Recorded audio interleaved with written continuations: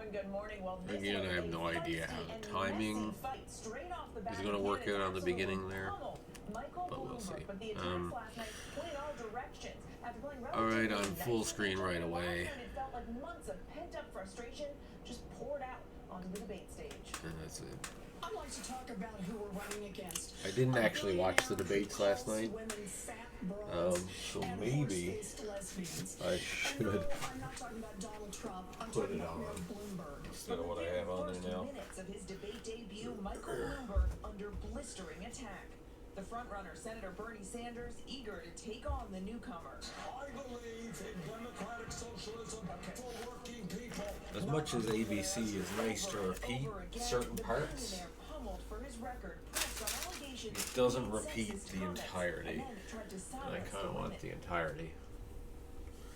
So let's see if I can find it. And now I've gone live and I'm just talking.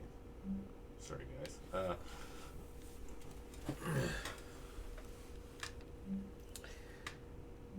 Makeup documentaries, Ted Ed.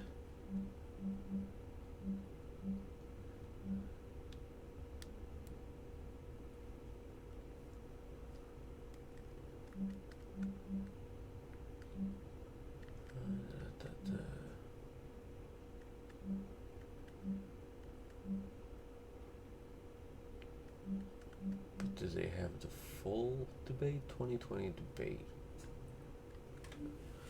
I'm not going to be listening to all of this.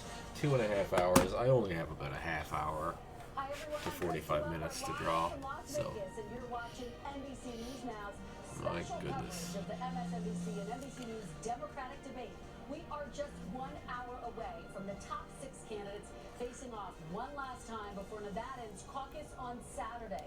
The historically large I rewatched back the video from yesterday, and I noticed how I started, and I've started again today with the sketch being a full screen sketch, and then got smaller and smaller as they went on. First things first, get down those basic shapes. In his debate stage debut, he hasn't been in any major debate since his New York mayoral race all the way back in 2009. And the last time he spoke directly to a primetime audience was the 2016 Democratic Convention. But since his late dive into the race, he's also surged in recent polls. Our latest NBC News Wall Street Journal national poll has Sanders in a double-digit lead with 27% support. It's funny how nobody is actually putting that out there, though. Even ABC today, like I said, I've been listening to it for an hour or so now this morning, and they lean so far away from Bernie. Participate in early voting before Saturday's caucus. The state party said more than 77,000 people have already early voted. Why is that important? Well, that is a huge number compared to 2016. All right, I'm not sure if the audio is coming through. What's happening here? Oh, there it is. It is. YouTube's just sending me a notification for no reason.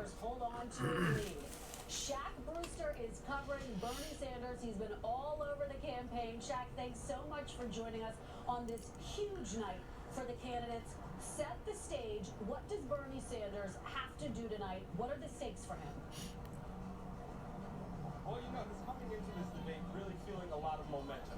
You mentioned that national polling that shows him expanding his lead compared to the other people in this field, and then there's also state polling that also shows him ahead. So and yeah, I'm gonna go live on Instagram right away too. Why not? And the campaign is expecting, frankly, a target to be on his back. But what they've also been telling me is that a target has been on Senator Sanders' back in these previous debates. You'll remember, since the first debate, we've had those long conversations about Medicare for all, for example. Candidates have not shied away from hitting that and saying that it's disrupting Obamacare.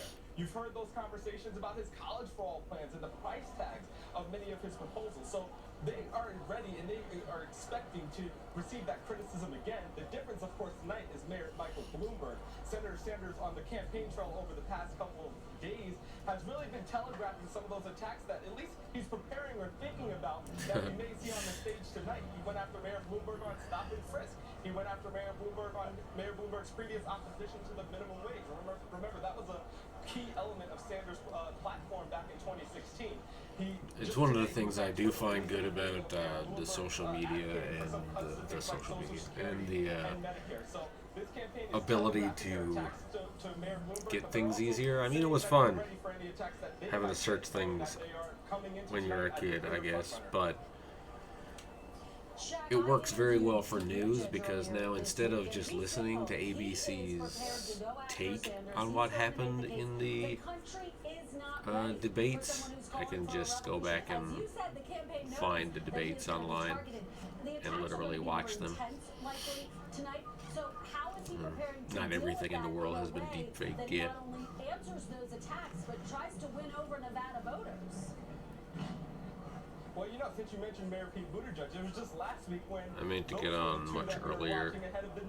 Today has been I spoke with Senator Sanders ahead of that debate, and he said, "Look, I've been getting attacks fucking all my stupid. life. I've been getting them for decades. Fucking, this is nothing new for me." I want to curse a think that's lot and the punch posture that things you're still kind of day. hearing from the Sanders campaign, especially as they're going into tonight's debate.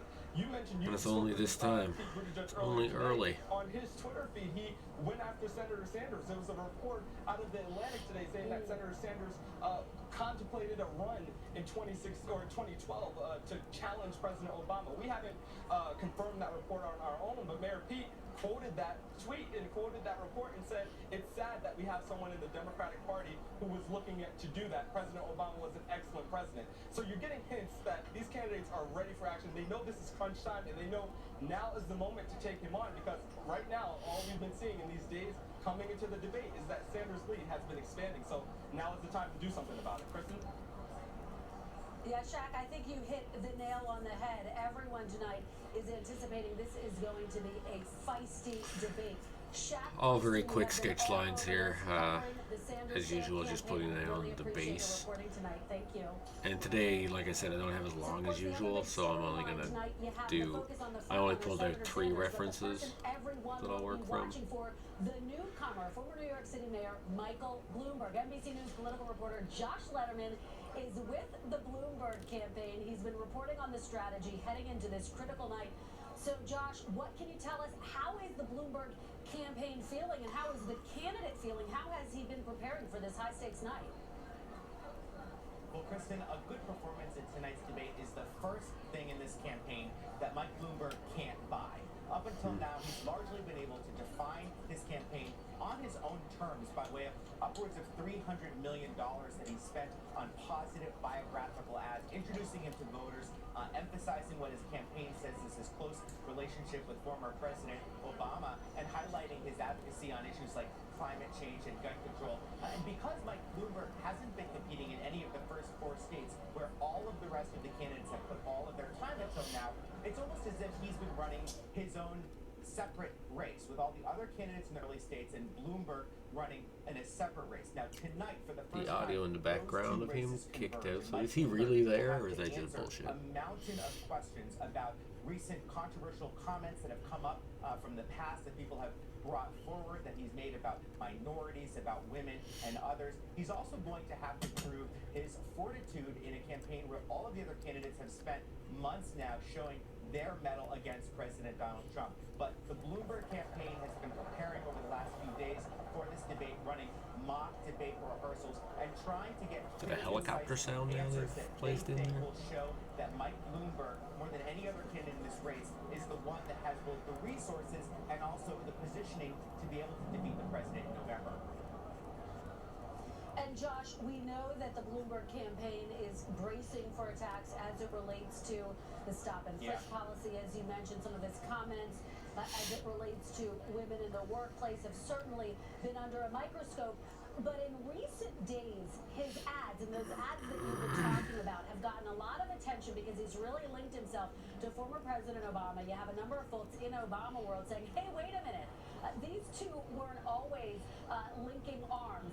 In fact, Mayor Bloomberg has been critical of Obama on a range of different issues. Healthcare, climate Again, change, sorry for the just to name a background few. noise. And then you have former Vice And hello, President Gene, Joe Biden John, out with this digital ad today, John. really attacking Bloomberg for trying to make that link with the former president. Is he prepared to answer those questions, Josh? Because we know they're coming. Well, he's going to have to answer them because you're exactly right.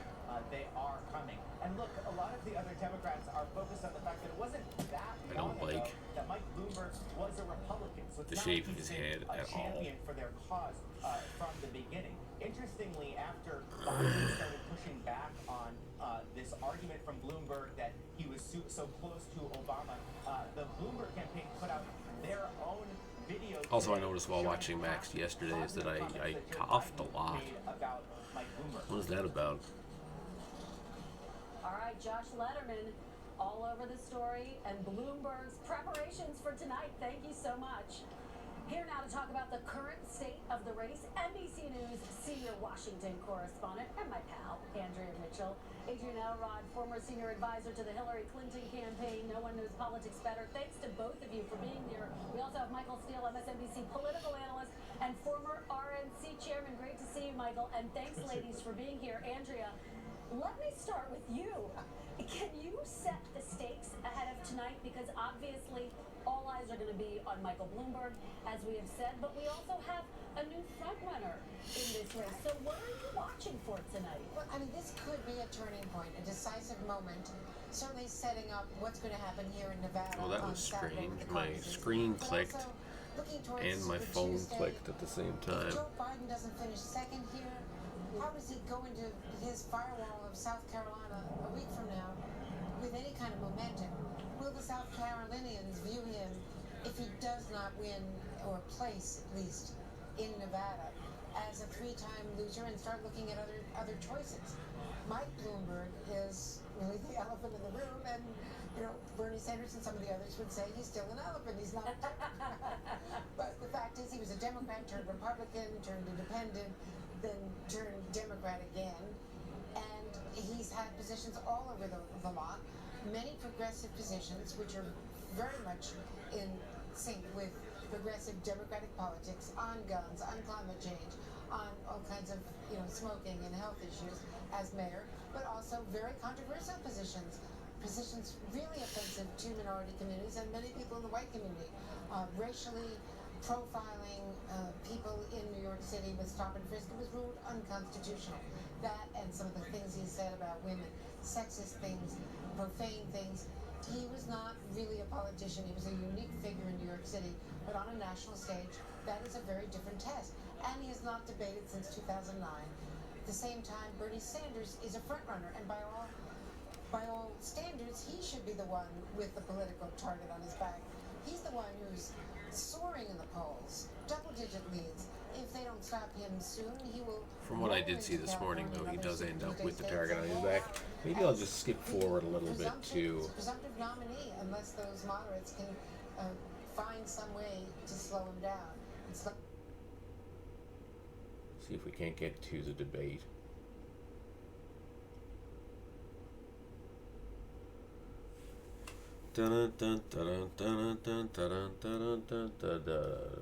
Black.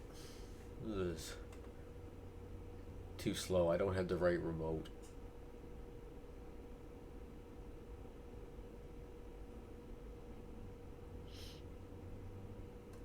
There's a sneaky way for them to throw in more.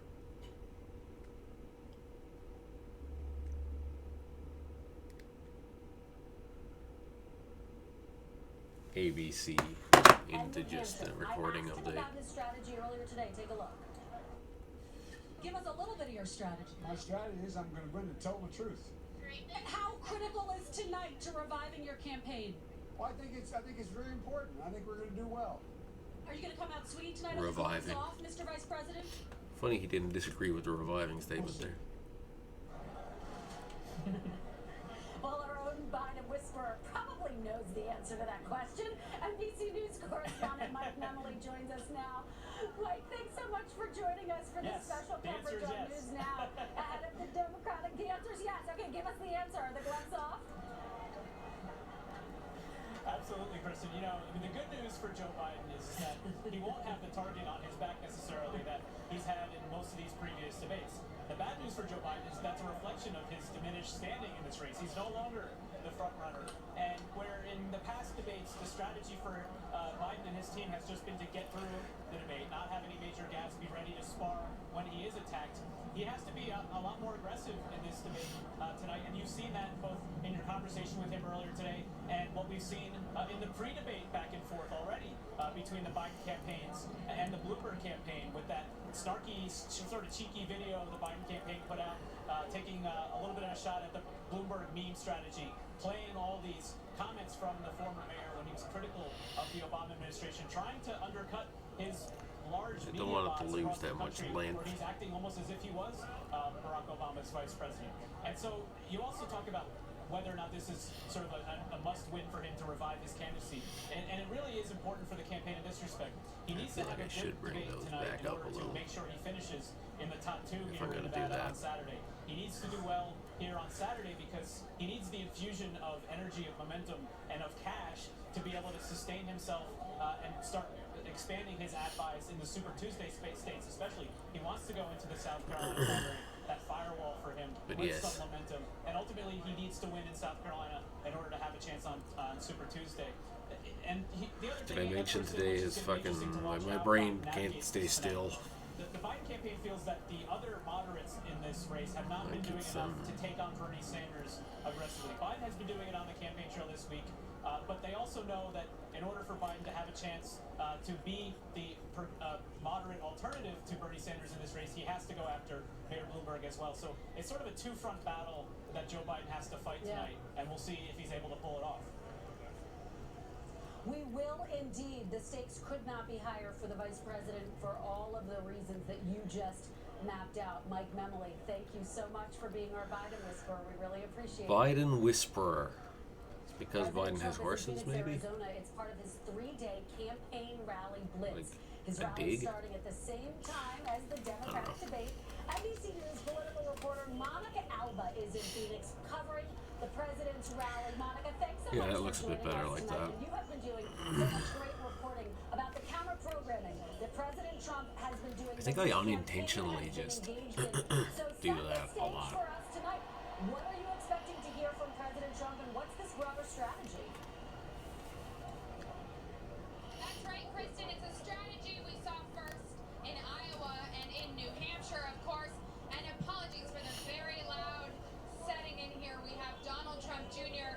rallying up this crowd of about 14,000 people here in Phoenix. And when the president gets here on stage tonight, you can expect him to make what the campaign is calling a, quote, loud contrast. That's what you can expect. Emphasis on loud. Of course, you've been to so many of these rallies. You know that the president is shy about hitting his Democratic counterparts, especially I just pronounced bots. and he's going to be taking I think that's a bot. new I don't know. I can't Michael tell. Bloomberg, we're told. Of course, we've seen the president trade barbs with him on Twitter, but we haven't really seen him take aim the way we might tonight, and the way his campaign is sort of taking him in a new focus. And tonight is the first of 3. From here, he goes on to Colorado Springs with a giant rally in Vegas on Friday, where you guys are, as you know, causing logistical nightmares, counter-programming headaches for the city. But this is also looking ahead to November about the general election. The president will be rallying here tonight with vulnerable Senator Martha McSally, with Cory Gardner tomorrow in Colorado. So the Trump campaign is really making the bet that they were trying to motivate their supporters by saying, 9 months out, this is your candidate. If you're on the Republican side, the Democrats are really still in a mess trying to figure out who their eventual nominee might be. The president is making that bigger pitch, hoping to retain states like Arizona, which he did win in 2016, but expand the map with other stops on this western swing, Kristen, that absolutely was planned to be counter-programming, with the president sleeping each night in Las Vegas. Thanks for the thumbs up and the likes there, Bazid. Monica, great analysis there. I want to ask you one more follow-up question. We're going to take Senator Harry Reid live when he speaks, so if I have to cut in, that's why. But very quickly, I've been watching your reports throughout the day, and I know you said the Trump campaign wasn't really thinking that they were going to have to talk about Michael Bloomberg. Talk a little bit about that and the scramble to now have these attacks. So far, they've been letting the president take the lead on this, right? This campaign had a lot of And we're still not into the fucking debate. in this race a year ago. Former Vice President Joe Biden, Senator Elizabeth Warren, Senator Bernie driving me a little Sanders, bit former nuts. Mayor Pete Buttigieg. Not on If I had the other remote, I could just flick through this, but and he remains a wild card. One thing we've where heard Trump it's right talk there. about I'm an is idiot. his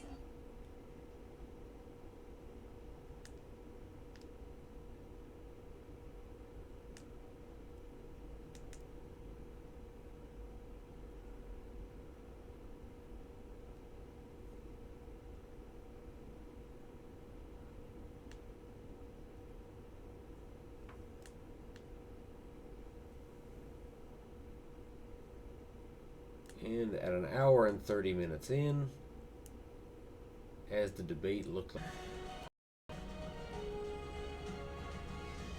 I hope that's right.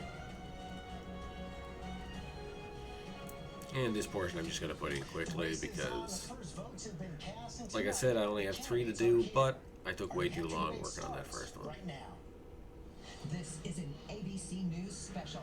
We are on the cusp of changing the game for ordinary Americans. We want a government that represents all of us. We need a president who's not only ready to fight, but is also ready to heal this country. We know that we win by bringing people with us instead of shutting them out.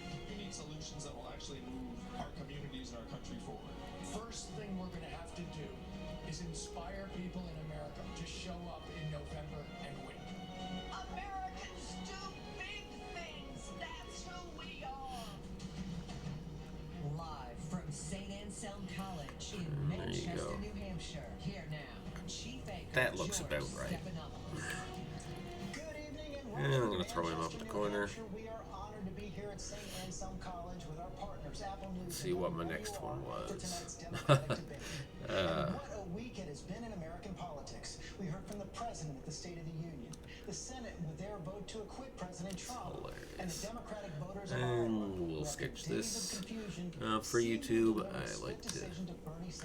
This is why they get bigger and bigger. 4 days from now, the voters here in New Or Hampshire smaller will and weigh smaller, in. I should say. And the chair of New Hampshire's Democratic Party said today that this is probably the most consequential New Alright, I'm Hampshire going to drop primary Instagram debate for a ever. second and come We're going to back. do our best to make it a full and fair test, and I'll be joined in the question tonight by my colleagues, World News Tonight anchor David Muir, ABC News Live anchor Lindsay Davis. George, as you know, 7 candidates have qualified for tonight's presidential primary debate. And I'm going to have a sip of coffee. Established by the Democratic National Committee. All are seeking the Democratic Party's nomination for President of the United States. Tonight, for the first time, you can experience the debate with live real-time updates on Apple News, watching on your iPhone too. And there you'll also find the candidates and where they stand on the issues. And we want to hear from you. This one will be a little more If you hear cartoony. something during the debate, have a question or a follow-up, send your suggestions on the Apple News live feed, and our team will be pouring through it all. We are excited to be here on the beautiful campus of St. Anselm College. Gotta make this one just fun and quicker. Also of our 4 debates, the last 4 But who presidential knows elections. And here in the if that will actually we are happen. joined by a live audience of 1,400 people, most Probably invited by not. the Democratic National Committee, and of course some of the brightest minds. They in the look very student much body like a here. puppet. A little later, we'll be joined by news anchor Monica Hernandez and political director Adam Sexton from our partner WMUR with questions that are especially important to the voters here in New Hampshire. The podium placement is based on an average of the candidates' current standings in recent state and national polls, with the leading candidates in the center. So let's welcome the candidates for the Democratic nomination for president, starting with businessman Tom Steyer.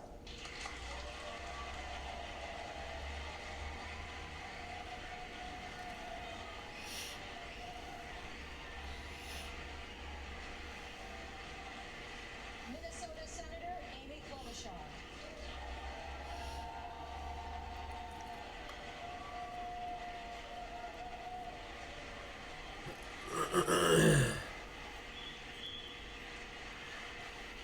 Massachusetts Senator Elizabeth Warren. All the first very quick lines to get the shapes. If you've been watching any of my videos, you know the way it goes. Former Vice President Joe Biden.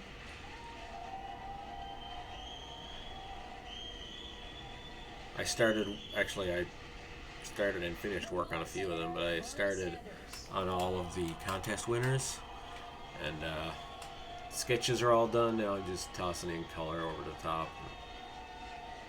Former South Bend, Indiana Mayor Pete Buttigieg.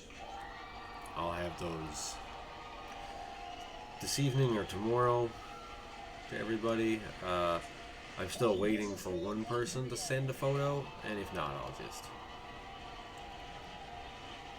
grab and finish it this evening. Gentlemen, tonight's Democratic candidates for President of the United States. Just gonna have them looking that way because it's funny. Hello, the Joker official. It's a funny name for an account. And as the candidates now make their way to the podium. The rules of this debate are very basic. They've been established in advance. Candidates will in fact have 1 minute, 15 seconds to answer a direct question and 45 seconds for a rebuttal or a response as directed by one of the moderators. Candidates will each see green and yellow lights indicating how much time they have remaining and when time is up. Can you guess who it is? So here now, the New Hampshire Democratic debate. Have any guesses? Candidates, welcome. Vice President Biden, the first question is for you. In the last few days, you've been saying that Democrats will be taking too big a risk if they nominate Senator Sanders or Mayor Buttigieg. But they came out on top in Iowa. What risk do the Iowa This is a replay of the debate from last night that I missed because I was watching some news on it and I thought, hey, you know what? Would be better if I just watched the debate. But no matter what, I'm still in this for the same reason. We have to restore the soul of this country, bring back the middle class, and make sure we bring people together. And so it's a simple proposition. It doesn't matter whether it's this one or next. I've always viewed the first 4 encounters, 2 primaries and 2 caucuses, as the starting point. And so that's how I... But why are Senator Sanders and Mayor Buttigieg too big a risk for Democrats?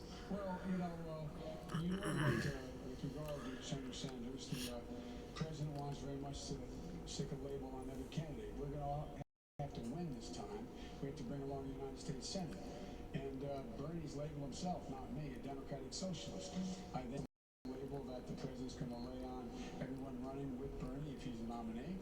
And Mayor Buttigieg is a great guy and a real patriot.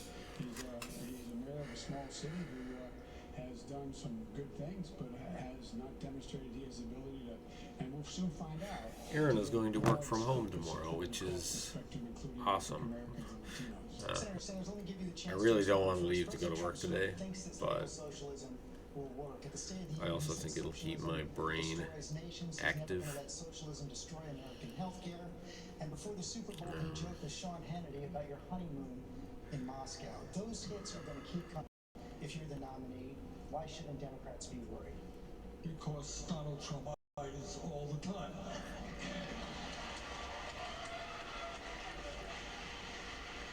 Doesn't matter what Donald Trump says. It's a sad state of affairs. It really is. People said terrible things about Joe. He has ugly, disgusting things about Elizabeth, about Amy, about anybody else who is up here. But I think, George, that at the end of the day, the way we defeat Donald Trump, and everybody up here, by the way, is united. No matter who wins this damn thing, we're all going to stand together to defeat them.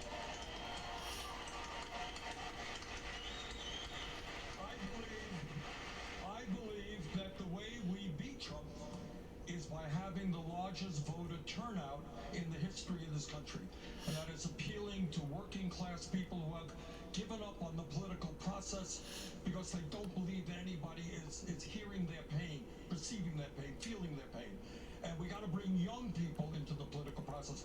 I'm very proud that in Iowa, we won the popular vote by 6,000 votes. What was most significant is we increased voter turnout for young people under 29 by over 30%. We do that nationally, we're going to defeat Donald Trump. Let me follow up there, and then we'll move on. But back in Iowa, the turnout this year was about the same as it was in 2016, far below what it was in 2008 when President Obama won. That's true, and that's a disappointment, and I think all of us probably could have done a better job in bringing out our supporters. But if there is a good spot, a good aspect about that campaign is that young people came out in higher numbers than they did during Obama's historic 2008 campaign. And if that happens nationally, we're going to win and defeat Trump. Before I move on to Mayor Buttigieg, let me just ask, is anyone else on the stage concerned about having a Democratic socialist at the top of the Democratic ticket? I'm not. Senator Klobuchar? Bernie and I work together all the time, but I think we are not going to be able to out-divide the divider-in-chief. And I think we need someone to head up this ticket that actually brings people with her instead of shutting them out. And when I look at a state like New Hampshire, that had a very, very close election last time in 2016.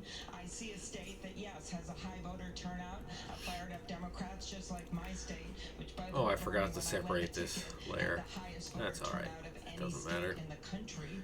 But I add to that being able to bring in independents like you have in this state, as well as I'm not going very much further with this one, there are so many of them out there that are looking for a because I think I got the point across and who it is. Pretty cool. Party, including specifically the black community, including specifically Latinos. If you can't do that, then we can't beat Donald Trump in November, and we can't choose a candidate who can't do that. And I am doing that right now with 24% of blacks down in South Carolina, with high numbers in Nevada. That's what it's going to take, is turnout, but turnout across the spectrum of Measuring our own health and wellness, life expectancy, mental health and freedom from substance abuse, clean air and clean water, how our kids are doing. The way forward is a new... See, with the Yoda sketch, I would like to go over with a gray over the whole thing and then come back with the white. I'm a capitalist to my bones. Senator Sanders says I'm not. Is that your biggest difference with Senator Sanders? Oh, Bernie and I have been friends for a long time. We have a lot of things in common. We have a lot of things that we differ on. But you know, this fundamental question about how we bring our party together, we have to think about it in new ways. People across this country, whether they're Democrats, Independents, or Republicans, understand that we've got a government right now that works great for those at the top, works great drug companies, just not for people trying to get a prescription filled. Works great for oil companies that want to drill everywhere, just not for the rest of us who see climate change bearing down upon us. When you see a government that works great for those who can hire armies of lobbyists and lawyers and make big campaign And that's it for Yoda. and it's not working so great for everyone else, that is corruption. He's tiny. He's gonna. Oh, actually, he's still on the same layer. Corruption. And that's what we can run Oh, on. We there. bring our party No, I don't together. like that. It's an issue I we did can the white all outline there, agree but on that's fine. fight to And end here's the corruption. last one for today. It's the one I didn't finish or start yesterday And we can that I bring meant in to. independents and Republicans Johnny on Depp. that. They hate the corruption as well. My And again, good for Republicans, same as what I did and yesterday. Democrats. That's not only how we bring our party together, that's how we're going to win in November. Zoom in. I did end up liking the very small sketch yesterday. You said that the word socialism has lost its power. It's mostly lost its meaning. Do you believe that, or worry it could be a potent weapon in a general election? I'm not interested in labels. I'm not interested. Oh yeah, the in what Arthur. Do you like that? Republicans are going to say.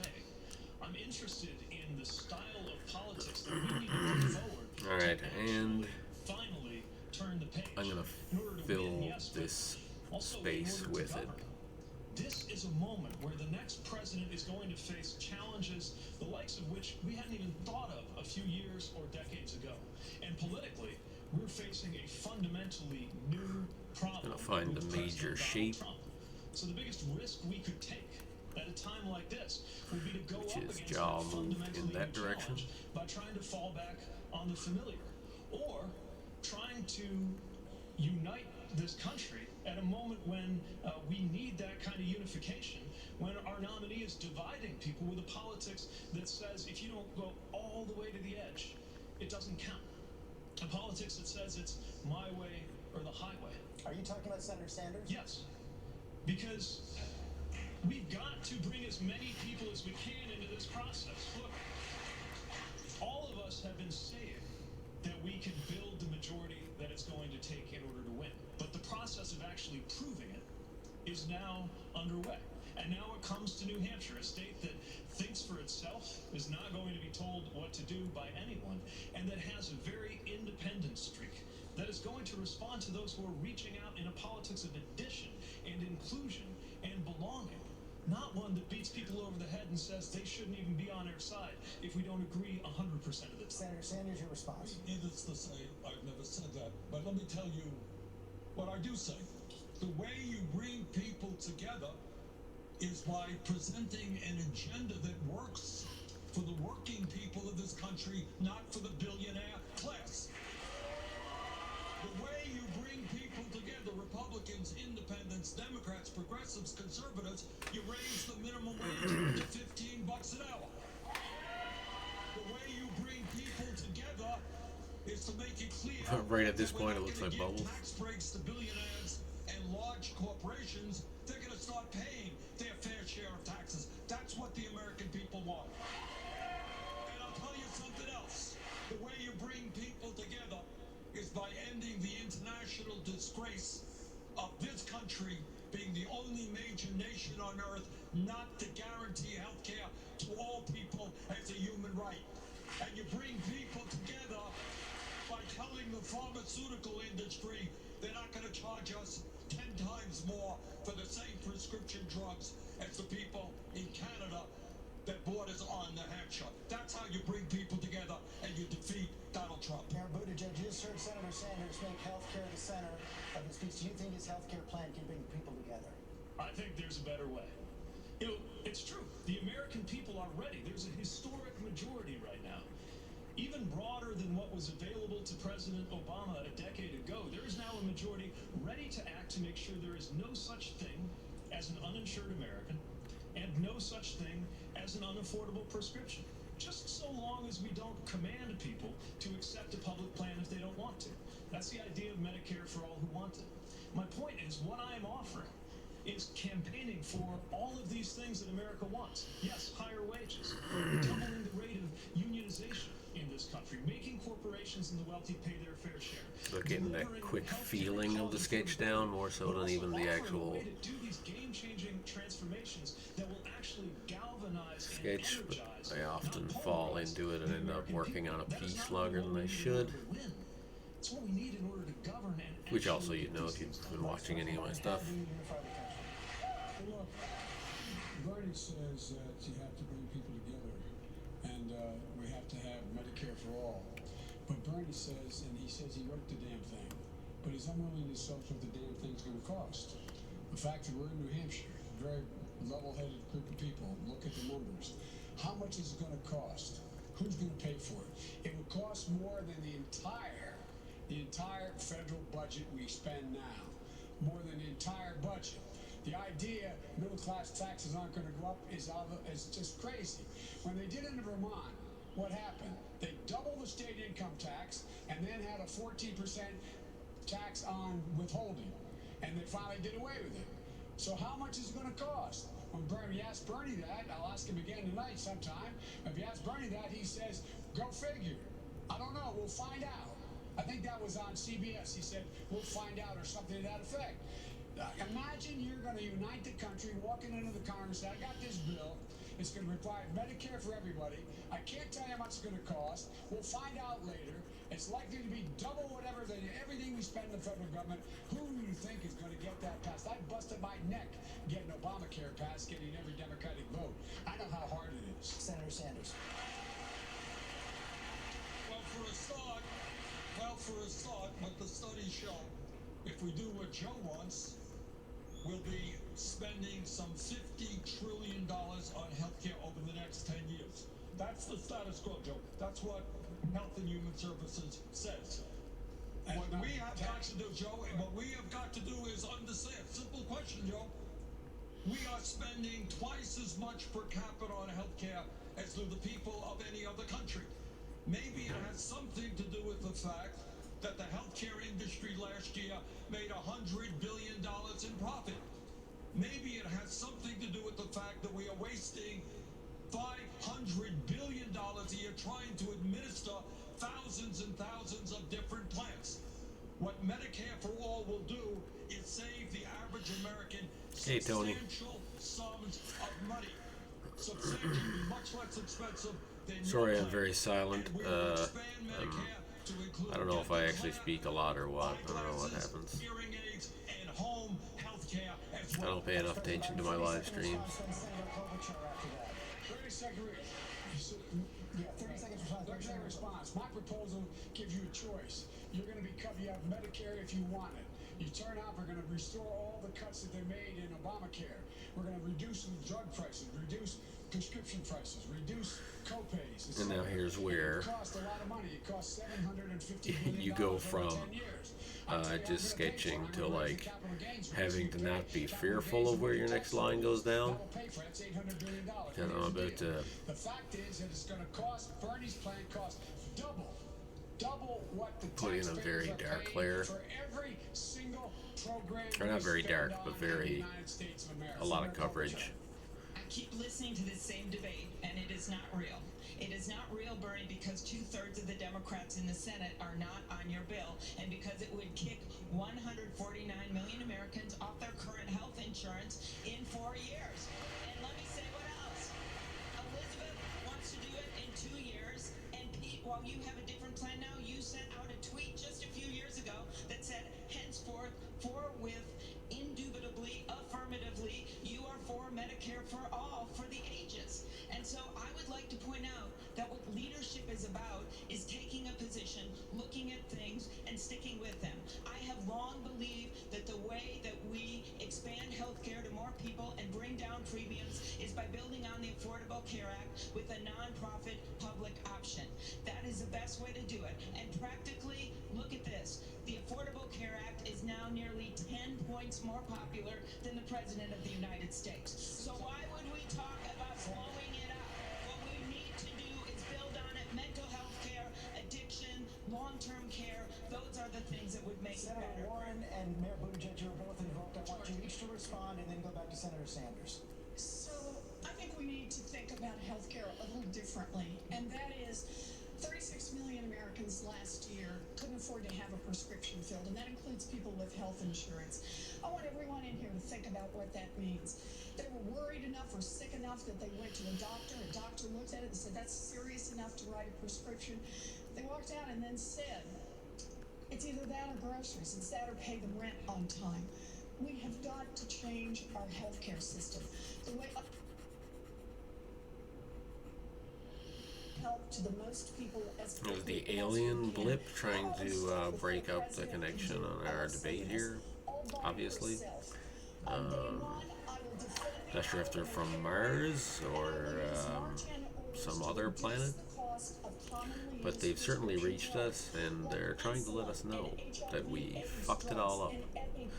We fucked it all up, and we're never fucking getting it back. for Americans from the beginning, but we have to agree to do that. We are the Democrats. We are on the side of We're also choosing not to listen to any of these messages and just moving forward. Against Donald Trump, the team that has been trying to take away health care from millions of people, what's going to matter most is we are the people on the side of those who need health care across this country. That's who Democrats are. Mayor Buttigieg, I want you to respond to that, but also take on the argument at the beginning from the Vice President that you don't have the right experience to be president. Sure. Well, first of all, just to be clear, the truth is that I have been consistent throughout in my position on delivering health care for every American.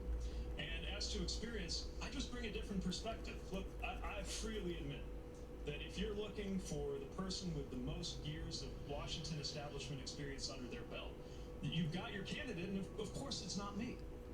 The perspective I'm bringing is that of somebody whose life has been shaped by the decisions that are made in those big white buildings in Washington, D.C. Somebody who has guided a community written off as dying just a decade ago through a historic transformation. Somebody who knows what it means to be sent to war on orders that come out of the Situation Room.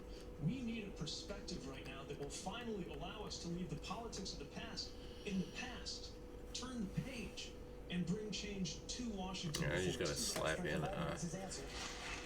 Politics of the past, I think, were not all that bad. I wrote the Violence Against Women Act. I managed the $900 billion Recovery Act, which in fact put millions and millions of dollars into his city before he came and helped save his city. I was able to do it. I was able to pass the chemical weapons ban, arms control, and I was the first major leader holding public office to call for same-sex marriage. So I don't know what about the past of Barack Obama and Joe Biden was so bad. What happened? What is it that he wanted to do away with? We were just beginning. It was just the beginning of what will be the future, of moving this country beyond where it is now in significant ways. And there's ways to do that, and one of the ways to do that is to make sure you have someone who knows how to get things done and can lead the free world at the same time. Mayor Buttigieg, respond, then Senator Sanders. Those achievements were Thanks, Tony. important Again. because they met the moment But now we have to meet this moment. And this moment is different.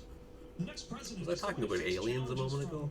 Global health security, like what we're seeing. I have to go back and listen and see what. To cybersecurity and election security challenges that were barely thought Finish of a that few thought. years ago. And here at home, we're seeing things like gig work, transform what it means to be a worker in America in ways that were barely conceived of not that long ago. We cannot solve the problems before us by looking back. Now what do I do? Do I add the top of his head in here? Because and I'm seeing everywhere I go. it feels like the right thing to do. Number of independents and what I like to call future former Republicans ready to join in that historic American majority to turn the page. Senator Klobuchar. I am listening to this about meeting the moment, and my first thought is I'm a fresh face up here for a presidential debate, and I figure, Pete, that 59, my age, is the new 38 up here. The second thing I think about is this, and that is, okay, there you go. Meeting the moment. We had a moment the last few weeks, Mayor, and that moment was these impeachment hearings. And there was a lot of courage that you saw from only a few people. There was courage from Doug Jones, our friend of Alabama, who took that tough vote. There was courage. Yeah, I think I'll just leave it like that. Just enough to. Who took a very, very difficult vote. There was courage, as I read today, about Lieutenant Colonel Vindeman being escorted out of the White House. What he took courage. But what you said, Pete, as You only you were read that today? campaigning through Iowa, as three of us were jurors in that impeachment hearing, you said it was exhausting to watch, and that you wanted to turn the channel and watch cartoons. It is easy to go after Washington, because that's a popular thing to do. It is much harder, as I see Senator Shaheen in the front row, such a leader. It is much harder to lead, and much harder to take those difficult positions. Because I think this going after every single thing that people do, because it's popular to say, and makes you look like a cool newcomer, I don't think that's what people want right now. We have a newcomer in the White House, and look where it got us. I think having some experience is a good thing. Senator Sanders, then Mayor Buttigieg. George, At the end of the day, we got to ask ourselves a very simple question, whether it's healthcare, in fact, or anything else.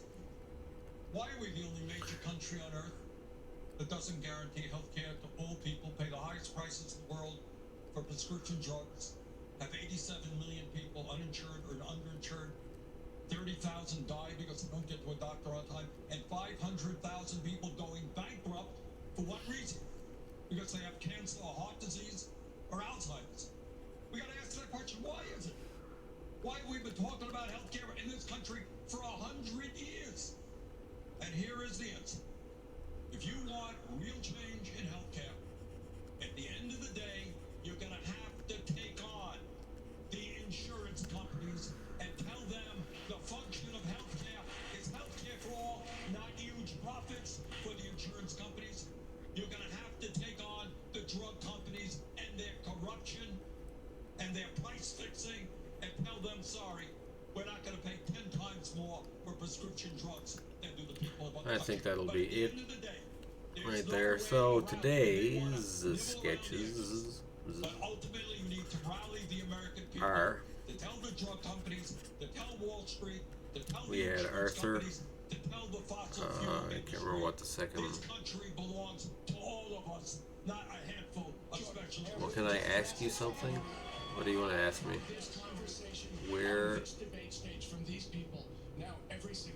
are you shoddy? Everybody on this stage is better on economic justice and healthcare than anybody in the Republican Party, and a million times better than Donald Trump. That's not what I meant to do. That is not the question in front of us today. The question in front of us today is, how are we going to beat Donald Trump? You were in the Clinton campaign in 1992, and the mantra was, it's the economy, stupid. Well, That was you asking me something, by the way. I mean, stating those words is asking me something. Every one of these people, a million times more. But we're going to have to take Mr. Trump down on the economy, because if you listen to him, he's crowing about it every single day, and he's going to beat us unless we can take him down on the economy, stupid. And that's the issue here. It is not about who has the best healthcare plan. All the healthcare plans are better. Did he say stupid at the end of that time? Who can go toe-to-toe with Mr. Trump? Who can take down Mr. Mr. Trump because he's the real threat to the country. And let me say, you have to have experience to take him down. This is not a question. Do I think there'll be a Joker sequel? Yeah, I think there will, eventually in some form. If not, I'll fucking make one. But, be interested to see. I'd like to see what they'd come up with. I don't really have expectations. I didn't say I want Batman and a Joker movie. I said I would be fine if they did that, because I'd feel like they would have a good reason for it. I have faith in the people behind the movie, I guess.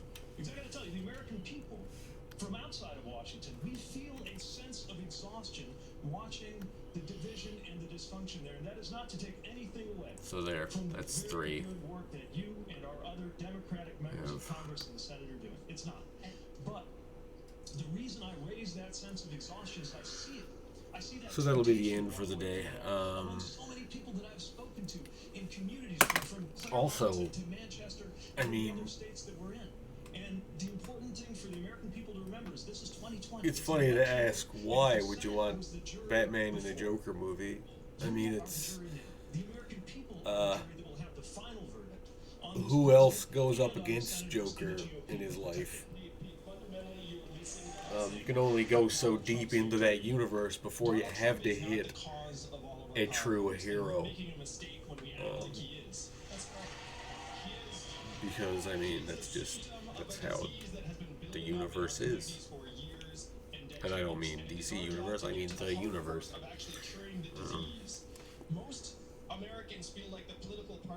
Alright, so that is the 3 sketches for the day.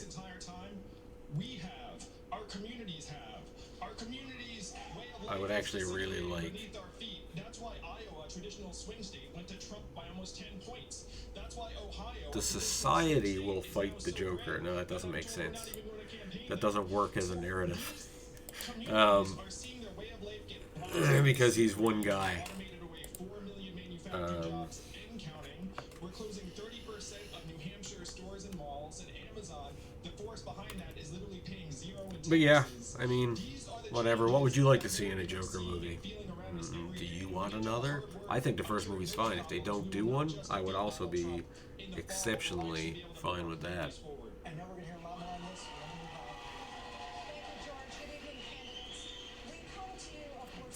I'm gonna just... I don't like how this looks. And I don't want to leave it like it, so I'm just going to quickly add in a very fast shaded layer. Also, the society doesn't fight the Joker. In this film, at least, it was more society was fighting Arthur, and Arthur himself was actually fighting the Joker, keeping it inside while society beat him down. And I don't think the Joker would need to fight society because he's just so outside of that. It doesn't even matter to him. It's literally a joke. It is nothing.